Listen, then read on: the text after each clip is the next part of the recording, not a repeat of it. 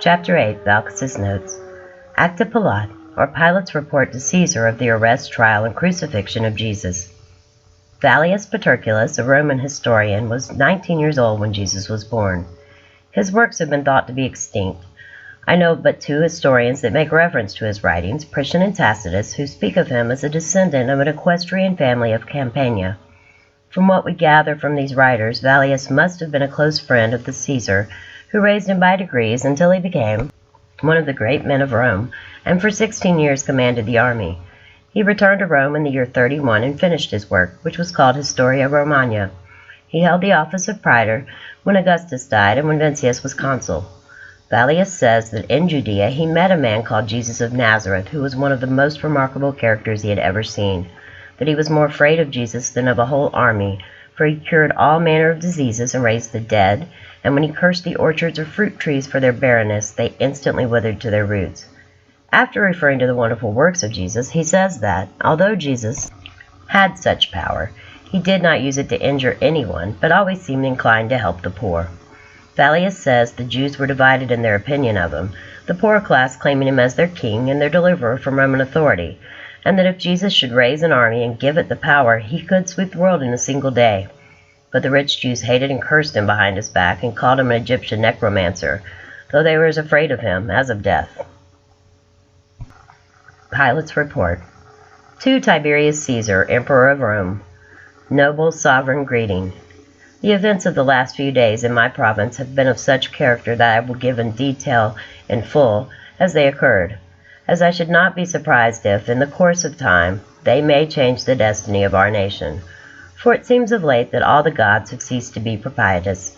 I am almost ready to say, cursed be the day that I succeeded Valerius Flaccus in the government of Judea, for since then my life has been one of continual uneasiness and distress.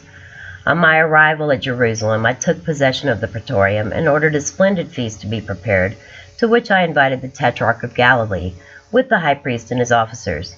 At the appointed hour no guest appeared. This I considered as an insult offered my dignity and to the whole government which I represent. A few days after the high priest deigned to pay me a visit. His deportment was grave and deceitful. He pretended his religion forbade him and his attendants to sit at the table of Romans, and eat and offer libations with them. But this was only a sanctimonious seeming, for his very countenance betrayed his hypocrisy. Although I found it expedient to accept his excuse, from that moment I was convinced that the conquered had declared themselves enemies of the conquerors, and I would warn the Romans to beware of the high priests of this country. They would betray their own mother to gain office and luxurious living. It seems to me that, of conquered cities, Jerusalem is the most difficult to govern. So turbulent are the people that I live in momentary dread of an insurrection. I have not soldiers sufficient to suppress it. I had only 1 centurion and 100 men at my command.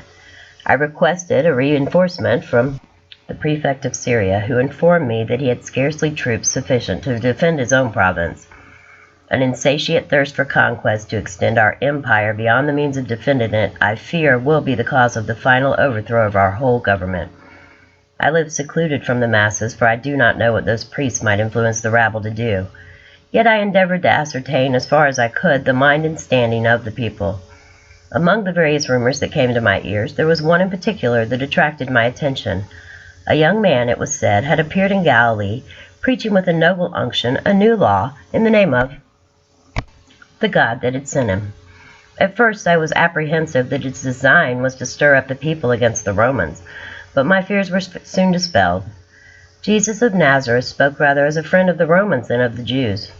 One day, in passing by the place of Silo, where there was a great concourse of people, I observed in the midst of the group a young man who was leaning against a tree, calmly addressing the multitude. I was told it was Jesus. This I could easily have suspected, so great was the difference between him and those listening to him. His golden-colored hair and beard gave to his appearance a celestial aspect. He appeared to be about 30 years of age. Never have I seen a sweeter or more serene countenance. What a contrast between him and his hearers with their black beards and tawny complexions. Unwilling to interrupt him by my presence, I continued my walk, but signified my secretary to join the group and listen. My secretary's name is Valleus. He is the grandson of the conspirators who encamped at Etruria waiting for Catiline. Valleus has been for a long time an inhabitant of Judea, and is well acquainted with the Hebrew language. He was devoted to me and worthy of my confidence. On entering the praetorium, I found Valleus, who related to me the words Jesus had pronounced at Silo. Never have I read in the works of the philosophers anything that can compare to the maxims of Jesus. One of the rebellious Jews, so numerous in Jerusalem, having asked Jesus if it was lawful to give tribute to Caesar, he replied, "Render unto Caesar the things that belong to Caesar, and unto God the things that are God's." It was on account of the wisdom of his sayings that I granted so much liberty to the Nazarene. For it was in my power to have him arrested and exiled to Pontus, but it would have been contrary to the justice which has always characterized the Roman government in all its dealings with men. This man was neither seditious nor rebellious. I extended to him my protection, unknown perhaps to himself. He was at liberty to act, to speak, to assemble, and to address the people, and to choose his disciples, unrestrained by any praetorian mandate. Should it ever happen, may the gods avert the omen, should it ever happen, I say, that the religion of our forefathers will be supplanted by the religion of Jesus, it will be to this noble toleration that Rome shall owe her premature death, while I, miserable wretch, will have been the instrument of what the Jews call providence and what we call destiny. This unlimited freedom granted to Jesus provoked the Jews. Not the poor, but the rich and powerful. It is true. Jesus was severe on the latter, and this was a political reason, in my opinion, for not restraining the liberty of the Nazarene. "Scribes and Pharisees," he would say to them, "you are a race of vipers. You resemble painted sepulchres. You appear well unto men, but you have death within you."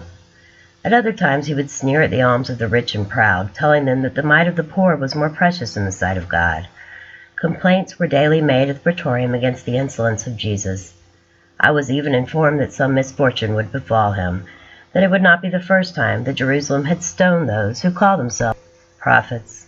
An appeal would be made to Caesar. However, my conduct was approved by the Senate, and I was promised reinforcement after the termination of the Parthian War. Being too weak to suppress an insurrection, I resolved upon adopting a measure that promised to restore the tranquility of the city without subjecting the praetorium to humiliating concession. I wrote to Jesus requesting an interview with him at the praetorium. He came. You know that in my veins flows the Spanish mixed with Roman blood, as incapable of fear as it is of weak emotion. When the Nazarene made his appearance, I was walking in my basilica, and my feet seemed fastened with an iron hand to the marble pavement, and I trembled in every limb as does a guilty culprit, though the Nazarene was as calm as innocence itself.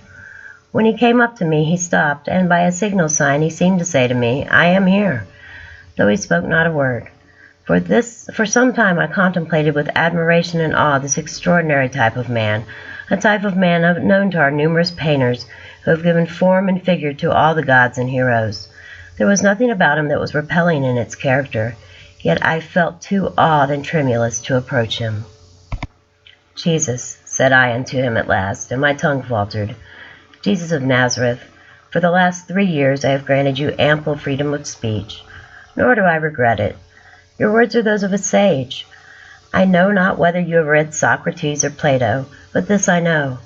There is in your discourse a majestic simplicity that elevates you far above these philosophers. The Emperor is informed of it, and I, his humble representative in this country, am glad of having allowed you that liberty of which you are so worthy. However, I must not conceal from you that your discourses have raised up against you powerful and inveterate enemies. Not as is surprising. Socrates had his enemies, and he fell victim to their hatred. Yours are doubly incensed. Against you, on account of your discourses being so severe on their conduct. Against me, on account of the liberty I have afforded you. They even accuse me of being indirectly leagued with you for the purpose of depriving the Hebrews of the little civil power which Rome has left them. My request, I do not say my order, is that you be more circumspect and moderate in your discourses in the future, and more considerate of them, lest you arouse the pride of your enemies, and they raise against you the stupid populace, and compel me to employ the instruments of law." The Nazarene calmly replied, "Prince of the earth, your words proceed not from true wisdom. Say to the torrent to stop in the midst of the mountain gorge. It will uproot the trees of the valley. The torrent will answer you that it obeys the laws of nature and of the Creator. God alone knows whither flows the water of the torrent. Verily I say unto you, before the rose of Sharon blossoms, the blood of the just shall be spilt. Your blood shall not be spilt, said I, with deep emotion. You are more precious in my estimation on account of your wisdom than all the turbulent and proud Pharisees who abuse the freedom granted them by the Romans. They conspire against Caesar, and convert his bounty into fear, impressing the unlearned that Caesar is a tyrant and seeks their ruin. Insolent wretches, they are not aware that the wolf of Tiber sometimes clothes himself with the skin of the sheep to accomplish his wicked designs. I will protect you against them. My praetorium shall be an asylum, sacred both day and night. Jesus carelessly shook his head and said with a grave and divine smile, When the day shall have come, there shall be no asylum for the Son of Man, neither in the earth nor under the earth. The asylum of the just is there, pointing to the heavens. That which is written in the books of the prophets must be accomplished. Young man, I answered mildly, you will oblige me to convert my request into an order. The safety of the province, which has been confided to my care, requires it. You must observe more moderation in your discourses. Do not infringe my order. You know the consequences. May happiness attend you. Farewell.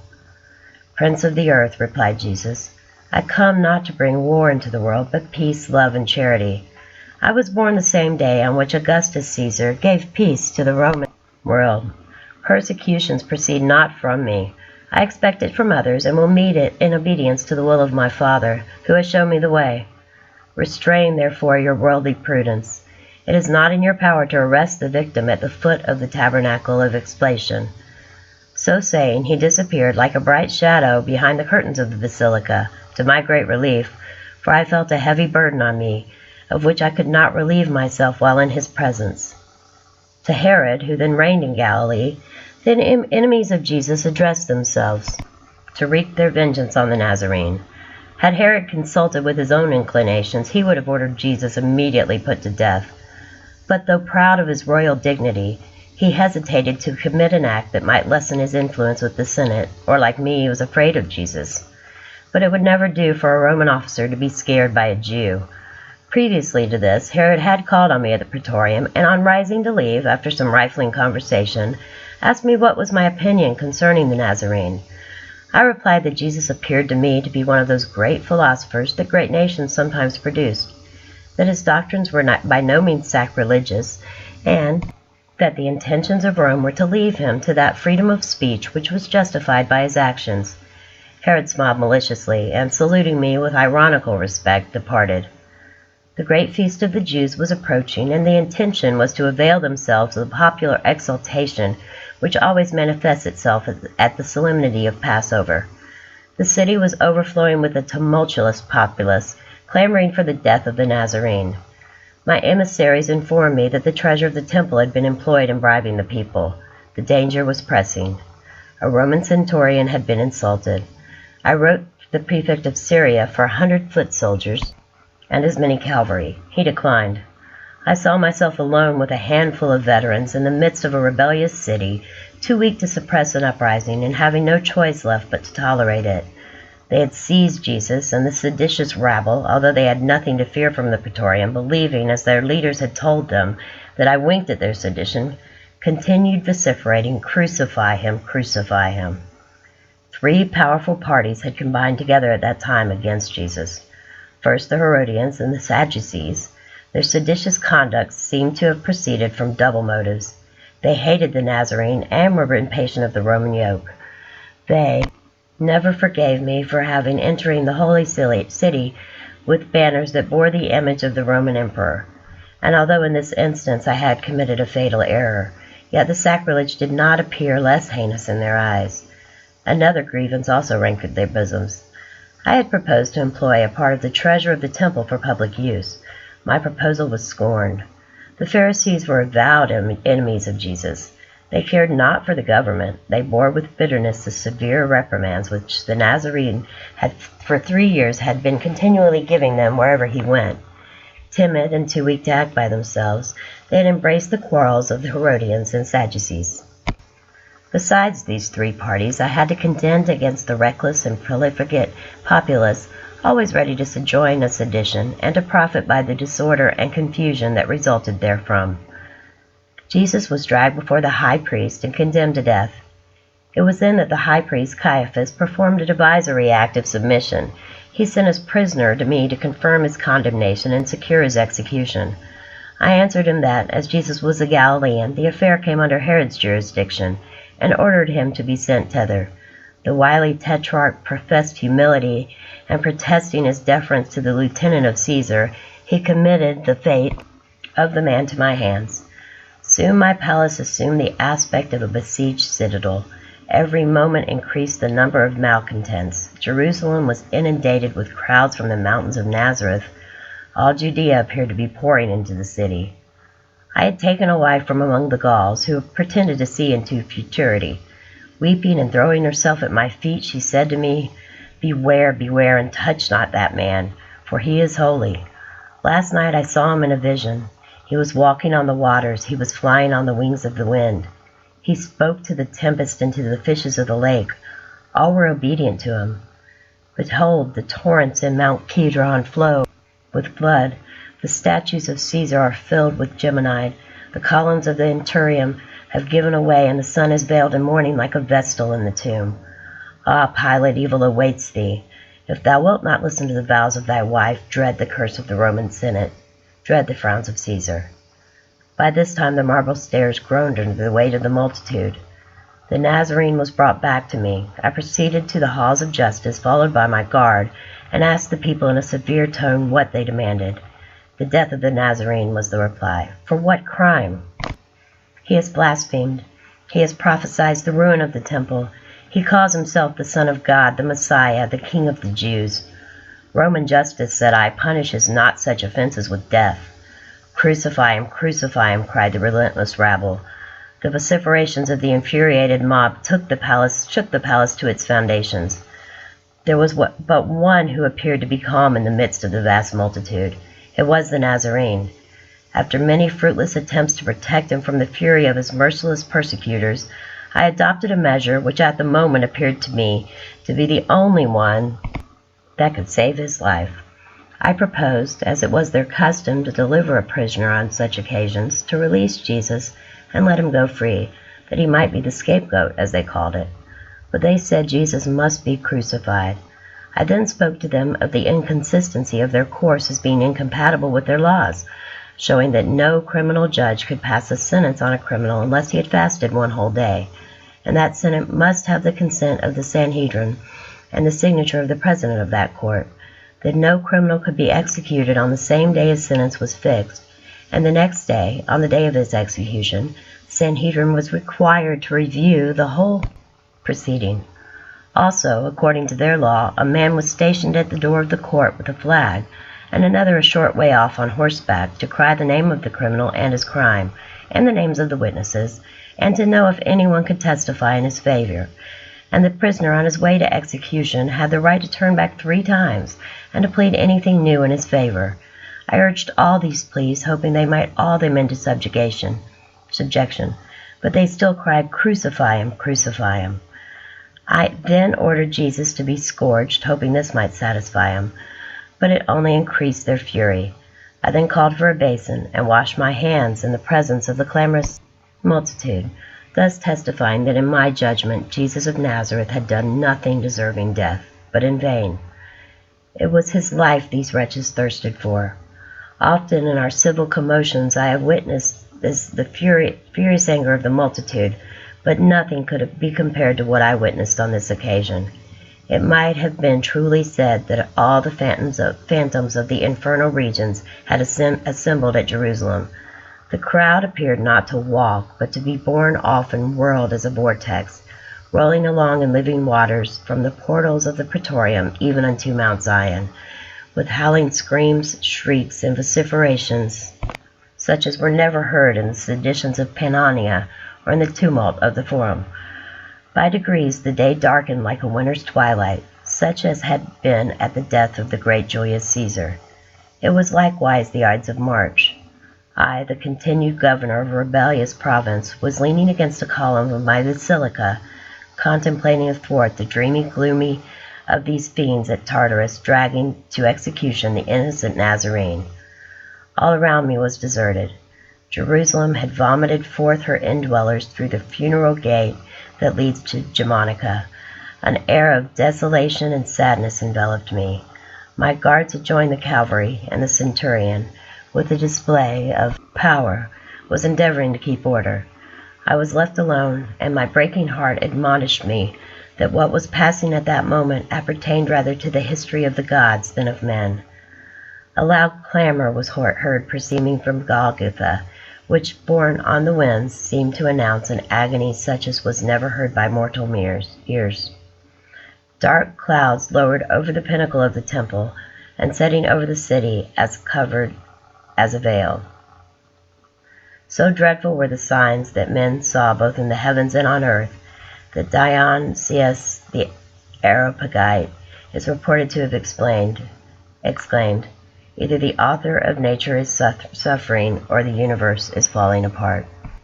Whilst these appalling scenes of nature were transpiring, there was a dreadful earthquake in Lower Egypt, which filled everybody with fear and scared the superstitious Jews almost to death. It is said that Balthasar, an aged and learned Jew of Antioch, was found dead after the excitement was over. Whether he died from alarm or grief is not known. He was a strong friend of the Nazarene. Near the first hour of the night, I threw my mantle around me and went down into the city towards the gates of Golgotha. The sacrifice was consummated. The crowd was returning home, still agitated, it is true, but gloomy, taciturn, and desperate. What they had witnessed had stricken them with terror and remorse. I also saw my little Roman cohort pass by mournfully, the standard-bearer having veiled his eagle in token of grief. And I overheard some of the Jewish soldiers murmuring strange words which I did not understand. Others were recounting miracles very like those which had so often smitten the Romans by the will of the gods. Sometimes groups of men and women would balk, then looking back toward Mount Calvary, would remain motionless in expectation of witnessing some new prodigy. I returned to the praetorium, sad and pensive. On ascending the stairs, the steps of which were still stained with the blood of the Nazarene, I perceived an old man in a suppliant posture, and behind him several Romans in tears. He threw himself at my feet and wept most bitterly. It is painful to see an old man weep, and my heart already being overcharged with grief, we, those strangers, wept together. And in truth it seemed that the tears lay very shallow that day, with many whom I perceived in the vast concourse of people. I have never witnessed such an extreme revulsion of feeling. Those who betrayed and sold him, those who testified against him, those who cried, "Crucify him, we have his blood," all slunk off like cowardly curs and washed their teeth with vinegar. As I am told that Jesus taught resurrection and separation after death, if such should be the fact, I am sure it commenced in this vast crowd. "Father," said I to him, after gaining control of my feeling, "who are you, and what is your request?" "I am Joseph of Arimathea," replied he, "and I am come to beg you, upon my knees, permission to bury Jesus of Nazareth." "Your prayer is granted," said I to him, and at the same time I ordered Manlius to take some soldiers with him to superintend the interment, lest it should be profaned. A few days after the sepulchre was found empty, his disciples proclaimed all over the country that Jesus had risen from the dead, as he had foretold. This created more excitement even than the crucifixion. As to its truth I cannot say for certain, but I have made some investigations of the matter, so you can examine for yourself and see if I am at fault, as Herod represents. Joseph buried Jesus in his own tomb. Whether he contemplated his resurrection or calculated to cut him another, I cannot tell. The day after he was buried, one of the priests came to the praetorium and said they were apprehensive that his disciples intended to steal the body of Jesus and hide it, and then make it appear that he had risen from the dead, as he had foretold, and of which they were perfectly convinced. I sent him to the captain of the royal guard, Malchus, to tell him to take the Jewish soldiers, place as many around the sepulchre as were needed, then if anything should happen they could blame themselves and not the Romans. When the great excitement arose about the sepulchre being found empty, I felt a deeper solicitude than ever. I sent for Malchus, who told me he had placed his lieutenant, Ben Isham, with 100 soldiers around the sepulchre. He told me that Isham and the soldiers were very much alarmed at what had occurred there that morning. I sent for this man Isham, who related to me, as near as I can recollect, the following circumstances. He said that at about the beginning of the 4th watch they saw a soft and beautiful light over the sepulchre. He at first thought that the women had come to embalm the body of Jesus, as was their custom, but he could not see how they could have gotten through the guards. While these thoughts were passing through his mind, behold, the whole place was lighted up, and there seemed to be crowds of the dead in their grave clothes. All seemed to be shouting and filled with ecstasy, while all around and above was the most beautiful music he had ever heard, and the whole air seemed to be full of voices praising God. At this time there seemed to be a reeling and spinning of the earth, so that he turned so sick and faint that he could not stand on his feet. He said the earth seemed to swim from under him, and that his senses left him, so that he knew not what did occur. I asked him in what condition he was when he came to himself. He said he was lying on the ground with his face down. I asked him if he could not have been mistaken as to the light. Was it not the day that was coming in the east? He said at first he thought of that, but at his stone cast it was exceedingly dark. Then he remembered it was too early for day. I asked him if his dizziness might not have been come from being wakened up and getting up too suddenly, as it sometimes had that effect. He said he was not, and had not been asleep all night, as the penalty was death for him to sleep on duty. He said he had let some of the soldiers sleep at a time. Some were asleep then. I asked him how long the scene had lasted. He said he did not know, but he thought nearly an hour. He said it was hid by the light of day. I asked him if he went into the sepulchre after he had come to himself. He said no, because he was afraid. Just as soon as the relief came, they all went to their quarters. I asked him if he had been questioned by the priest, and he said he had.